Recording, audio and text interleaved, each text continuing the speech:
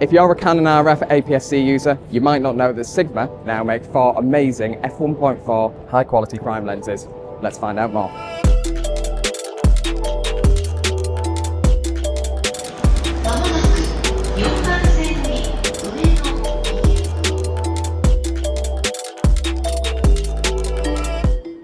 So anyone who's been shooting with Canon's RF APS-C cameras for the last few years have only really had access to Canon's own lenses. Sigma are in the game now, and we've just launched 4 f1.4 lenses from our contemporary range. That means they're really small, lightweight lenses, but really high optical quality. The lenses within the range are a 16, a 23, a 30 and a 56. They've all got f1.4 apertures, and you can use them for a whole different range of situations, everything from landscape photography through to portrait photography. I'm in Tokyo for about another 7 hours before I fly home. So what we're going to do is go and take some photos and hopefully give you an idea of what they're capable of. Let's go.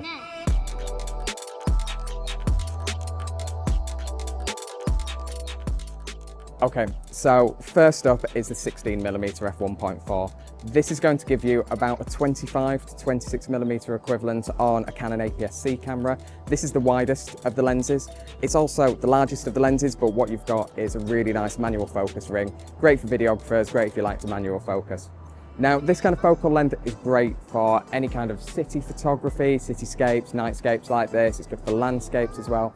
Anything where you want to get a lot of the environment in the scene. So with this image here, what we've got is these amazing trees. You've got the kind of architecture which frames it, but what you've also got is this staircase which runs up the left-hand side of the image. People walk up and down, they become silhouetted against the background, and it just gives a real sense of scale to the image.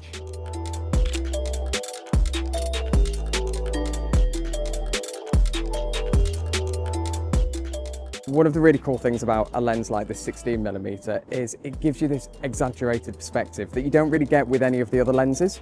So if you're in a city, Tokyo for example, it's really good for getting shots if you want to get buildings leaning towards each other. You might have that interesting foreground that you really want to play with, but it lets you create some really interesting kind of abstract compositions with your photos.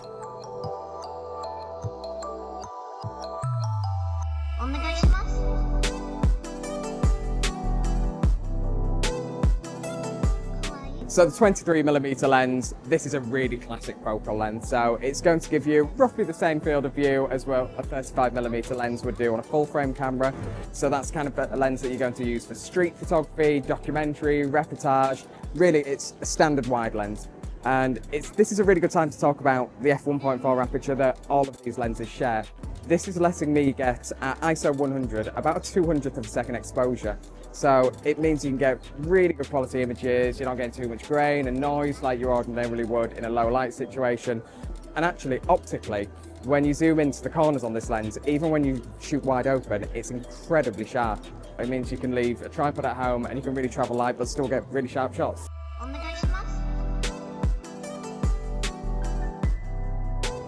I'm still shooting with the 23mm at the moment, but I've moved out from Shinjuku Center and I'm exploring some of the quieter areas now. It's a little bit edgier around here, but it's really nice for street photography. I'm finding that you're getting individuals or small groups of people, and when I'm photographing up here on this bridge with these lights, you're getting these lovely kind of quiet moments within a really crazy city.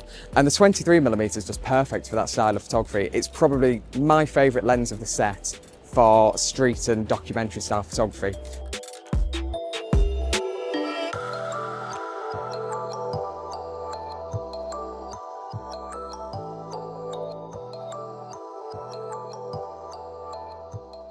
So we're on to the 30mm now. This is going to give you the equivalent of roughly a 50mm lens on a full frame camera. And for me, this is going to be the most versatile out of all the lenses in the set. It gives you a very similar perspective to what you get with the human eye. And it means it's really versatile. You can use it for a bit of portraiture, weddings, street photography, close-up details, lots of different applications. And it's also great for getting really soft, blurry backgrounds because of that f1.4 aperture, which is something that your kit lens just can't do. These lanterns behind me have caught my attention. Now, this kind of focal length is really good just for doing little details and everyday kind of shots, but that f1.4 aperture, that's going to give us that really soft, smooth, silky background blur. So what I'm going to do is take some photos of these at f1.4, I'm also going to take some maybe F4, 5.6, just to give you an idea of what you'd get with more like a standard conventional kit lens as well in this situation by comparison. So you can see that in the image on the right, there's a lot more background blur than the image on the left. So that's really helping the subject stand out in this situation. Okay, so we're in an area of Tokyo with these really interesting highways, which are full of yakitori-style food vendors. So it's really bustling, really busy, as you can see, but there's loads of really interesting characters here. So we're going to try and get some portraits of people. I'm going to try and get some shots with a 56mm here. And that F1.4 aperture should be really good in this condition. So really dark, really dingy. Let's see what we can get. It's going to be a little bit crazy. I found this yakitori chef who was a really interesting character.